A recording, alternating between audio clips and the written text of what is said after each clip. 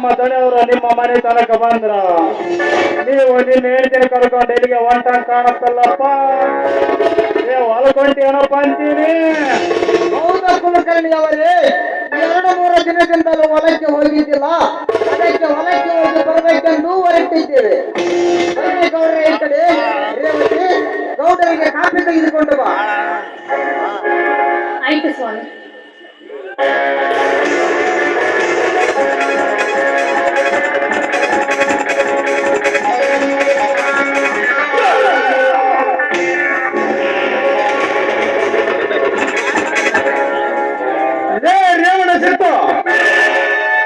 ನಿನ್ನ ತಮ್ಮ ರಾಯ ಮನೆಗಿಲ್ವಾ? ಇಲ್ಲ ಗೌಡ್ರೆ, ಕುಷ್ಟಗಿಯಲ್ಲಿ ಯಾವುದೋ ಕೃಷ್ಣಪ್ಪ ಮಿಸ್ಕಿನ ಸಲುವಾಗಿ ರೈತರ ಹೋರಾಟ ಇದೈತೆ. ಅದಕ್ಕೆ ನನ್ನ ತಮ್ಮ ರಾಯ 106 ರೈತರನ್ನು ಕರೆದುಕೊಂಡು ಅಲ್ಲಿಗೆ ಹೋಗಿದ್ದಾನೆ. ರೈತನ ಮಗ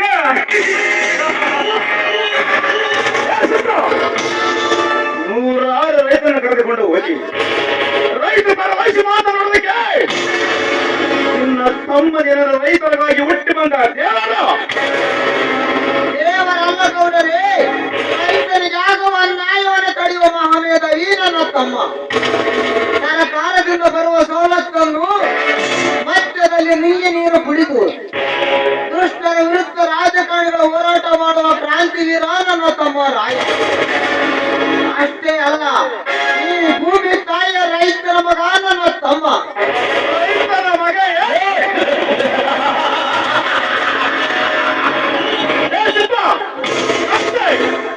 4-6 ಜನರ ರೈತರ ಬೆಂಬಲವನ್ನು ಕಟ್ಟಿಕೊಂಡು ನಮ್ಮಂತ ದೊಡ್ಡವರಿಗೆ ಹಾಕಿಕೊಂಡರೆ ನಿನ್ನ ತಮ್ಮನಿಗೆ ಸಿಗೋದ ಸವಲತ್ತಲ್ಲ,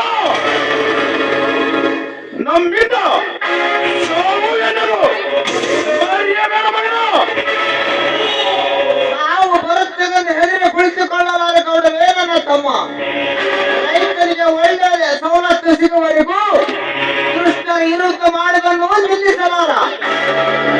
ರೈತನ ಮಗ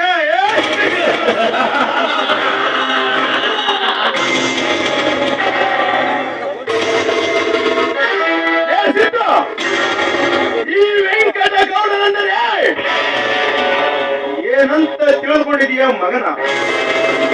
106 ಕುರಿಗೆ ಆಸ್ತಿಯನ್ನು ಇಟ್ಟುಕೊಂಡು ಈ ಜಿಲ್ಲೆಗೆ ಜಮೀನುರಾಗಿ ಮೆರೆಯುತ್ತಿರುವ ಈ ವೆಂಕಟಗೌಡನಿಗೆ ಹೋರಾಟದ ಬಗ್ಗೆ ಹೇಳ್ತೀಯ ಮಗನ? ನಿಮ್ಮನ್ನು ಸರ್ವನಾಶ ಮಾಡಿಬಿಡುತ್ತೇನೆ ಮಕ್ಕಳು. ನೀವು ಒಂದು ಸ್ವಲ್ಪ ಒಂದು ಕೆಳಗಿಳಿಸ್ರಿ. ಆರ್ಯವ ಸಿದ್ದಪ್ಪಗೆ ನಾನು ಹೇಳ್ತೀನಿ, ಅಲ್ಲೋ ತಮ್ಮ, ಊರಿಗೆ ಕಣ್ಣುಕೊಳಗ ನಿನಗ ನಿಮ್ಮ ತಮ್ಮಗೆ ಯಾಕೆ ಬೇಕಪ್ಪ ಅಂತೀನಿ. ಸ್ವಲ್ಪ ನಮ್ ತನೆಯಾರು ಕೂಡ ಇಷ್ಟ ನಿನಗೆ ಏನ್ ಬೇಕು ಹೇಳಪ್ಪ, ಕೊಡ್ತಾರ ಅಂತೀನಿ. ಕುಲಕರ್ಣಿಯವರೇ, ನಮ್ಮ ಸ್ವಾರ್ಥಕ್ಕೋಸ್ಕರ ಮತ್ತೊಬ್ಬರ ಬಾಳನ್ನು ಹಾಳು ಮಾಡುವುದು ನಮ್ಮ ಮನೆತನದಲ್ಲಿ ಇಲ್ಲ. ನಮ್ಮಿಂದ ಜನರಿಗೆ ಒಳ್ಳೆಯದಾಗುವುದಾದರೆ ನಮ್ಮ ಪ್ರಾಣ ಕೊಡುವುದಕ್ಕೂ ಹಿಂಜರಿಯಲ್ಲ.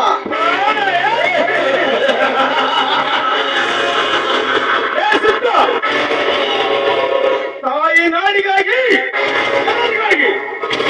ಪ್ರಾಣ ಕೊಡೋದಕ್ಕೆ ನೀವೇನು ಸಂಗೊಳ್ಳಿ ರಾಯನ ವಂಶದವರ?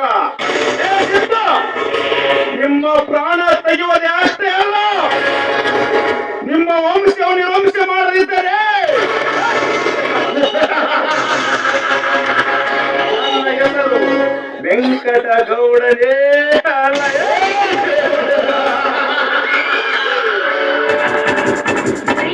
ಕಾಫಿ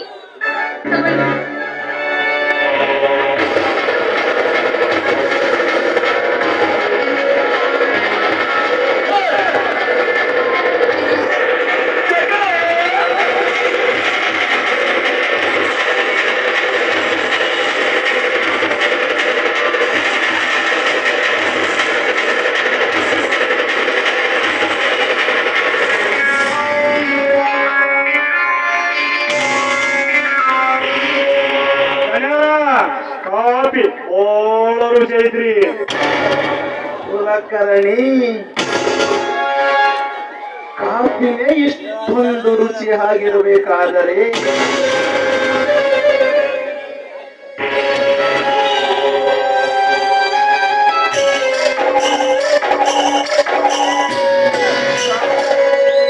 ಕಾಪಿ ಮಾಡಿದವಳ ಮೈಮನ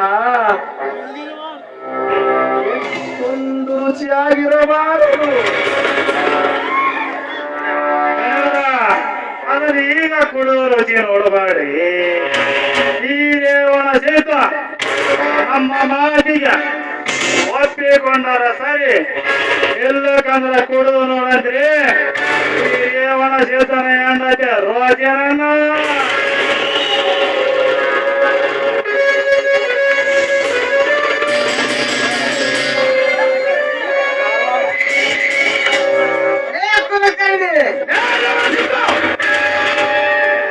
ಕಿರಿಚಿಕೋಬೇಡ ಮಗನ.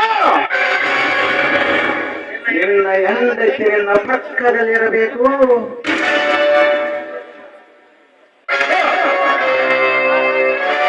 ಸುಖದಿಂದ ಸಂಸಾರ ನಡೆಸಬೇಕೆಂದರೆ ನಾಗದಂತೆ ಕೇಳಿಕೊಂಡು ಬಿದ್ದಿರಬೇಕು. ಕಪ್ಪಿಗೆ ಹಾವಿನ ಭಯ, ಹಾವಿಗೆ ಹದ್ದಿನ ಭಯ. ನಿನ್ನ ಹೆಂಡತಿ ಸೀಲಕ್ಕೆ ನನ್ನ ಭಯ ಇರಬೇಕು. ಯಾಕೆಂದರೆ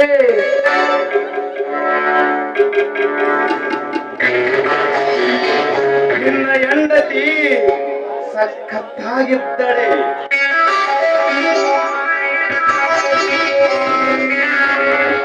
ಒಂದೇ ಒಂದು ಸಂಜೆ ಸವಿದು ಬಿಸಾಕಿ ಬಿಡುತ್ತೇನೆ ಈ ನಿನ್ನ ಹೆಂಡತಿ ಶೀಲವನ್ನು. ಬರುತ್ತೇನೆ ಮಗನೇ, ಬರವ ಬೈಟ್ಕೊಂಡು ಬದುಕು ಈ ಗೌಡನ ಬೈಕೆ.